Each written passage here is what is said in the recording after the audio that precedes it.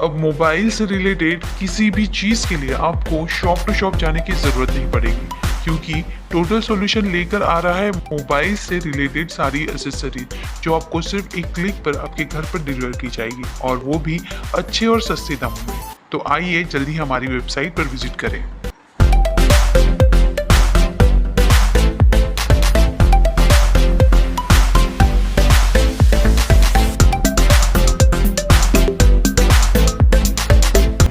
देखिए, अभी हम लोग जब अंदर गए थे और वहाँ पर सीनियर पे अनिल शिंदे साहब प्लस उसी दौरान एसीपी प्रिया डबाले मैडम, ये दोनों आ गए। एसीपी मैडम भी आ गई थी। तो अल्हम्दुलिल्लाह मेरी सब माँ बहने सुन ले कि पुलिस ने उस धमकाने वाले आरोपी को पकड़ लिया है, लेके आ गया। मुमरा पुलिस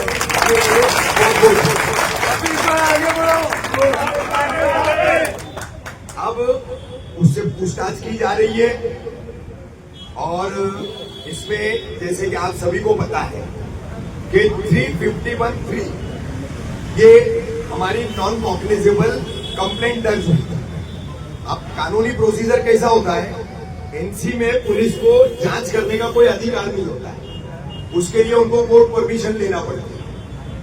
तो अब वो उसकी कागजी कार्रवाई कर रहे हैं, तैयारी कर रहे हैं कि कोर्ट परमिशन ले करके उसको पूरी तरीके से इंक्वायरी में लिया जाए, क्योंकि अभी तक जो पुलिस से बात पता चली है, जो बातें सामने आई है, उससे ये समझ में आ रहा है कि उसने अभी तक पूरी जानकारी नहीं दी है।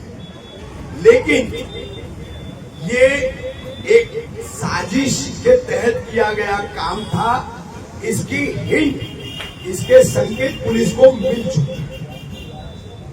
तो पुलिस का कहना है कि उसके पीछे कोई ना कोई है, और हम उसका पता लगा के उसको सामने उजागर करेंगे। ये सीनियर पीआई अनिल शिंदे साहब और एसीपी प्रिया डबाले मैडम, इनकी तरफ से ये बात जो है कि हम जांच पूरी करके पूरा सच सामने लाएंगे।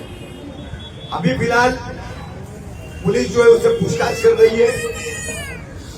इसमें लीगल वे में जो है फौरन उसको अरेस्ट नहीं किया जा सकता, क्योंकि एनसी मैटर है। तो उसके लिए पुलिस जो कानूनी कदम उसमें उठाना जरूरी है, पेपर वर्क के हिसाब से वो सारा काम कर रही है। और उसको कुछ सुबह 10, साढ़े 10 या 11 बजे के आसपास लाया गया है, 10-11 बजे के आसपास। कल भी रात में पुलिस टीम गई थी उसके घर पर, जैसा हमको बताया गया था सुल्तानपुर, तो वो उस वक्त घर पर नहीं था। फिर आज सुबह गई है पुलिस। जैसे कल हमको पता चला था कि उसका बाप यहाँ पर आया था, उसकी माँ आई थी, उसको लेकर के आई थी। तो वो बाप जो है कल सीनियर साहब के पास गया है। उससे भी उस वक्त पुलिस ने कहा कि तुम लड़के को लाके हाजिर करो, तो ही ये मामला खत्म होगा। उसको हाजिर किए बगैर मामला खत्म नहीं होगा। बहरहाल आज लेके आए, अब पूछताछ जारी है, और थोड़ा सा उसका क्रिमिनल बैकग्राउंड भी है। पहले के कुछ केसेस उसके ऊपर दर्ज है, वो भी मुंबई के पुलिस स्टेशनों में चेन स्नैचिंग के अपराध दर्ज है, यानी कि वो एक हार्डकोर क्रिमिनल है। तो अब पुलिस आगे हमें जानकारी देगी। पुलिस ने हमको बोला कि आप अभी आंदोलन खत्म करो, हमने पकड़ करके लाया है, आगे की जानकारी हम आपको सामने से बुला करके देंगे कि इसने हमको आगे क्या जानकारी दिया, क्या ये पूरी साजिश है, इसके पीछे कौन कौन है, वो सारा हम पता लगाए। क्योंकि उस तरीके के इंडिकेशन, उस तरीके के, मेरे साथ में पत्रकार यासिर भाई भी थे बातचीत के दौरान, तो इस तरह के इंडिकेशन उन्होंने दिए कि हमको हिंट्स मिली है कि ये अकेला नहीं है। इसका मतलब ये हमारे आंदोलन के खिलाफ एक साजिश थी जो हम सबका शक था, और उसी को तोड़ने के लिए यह नोटंकी भी की गई, उसी को डाउन करने के लिए यहाँ नौटंकी भी की गई। मैं कैमरे में बोलता हूँ, मेरी तलाकशुदा बीवी को यहाँ भेजा गया। मैं कैमरे में बोलता हूँ, मेरे को किसी के बाप का डर नहीं है। मैं जो भी बात करता हूँ टंके की चोट पे करता हूँ। जिसके मुंह पे जो बात करूंगा वही उसके पीठ पीछे करूंगा, जो उसके पीठ पीछे करूंगा वही बात मैं मुंह पे करूंगा। तो वो मेरी लगभग आज 3 से 4 साल हो चुके तलाकशुदा वो बीवी थी। जानबूझ के कल रात में भी यहाँ आई। रात में जो माँ बहनें मौजूद थी उनको पता है कि उसकी हरकतें कैसी थी, क्या करना चाहे। अभी भी उसको पर्पसली भेजा गया। देखो, आखिरी कार्रवाई दोस्ती सर्विस रोड पर हमने जो फेस की थी ना, उस दौरान जो वहां पर भी हमारी मूवमेंट को धक्का लगाने की, कमजोर करने की कोशिश की गई थी।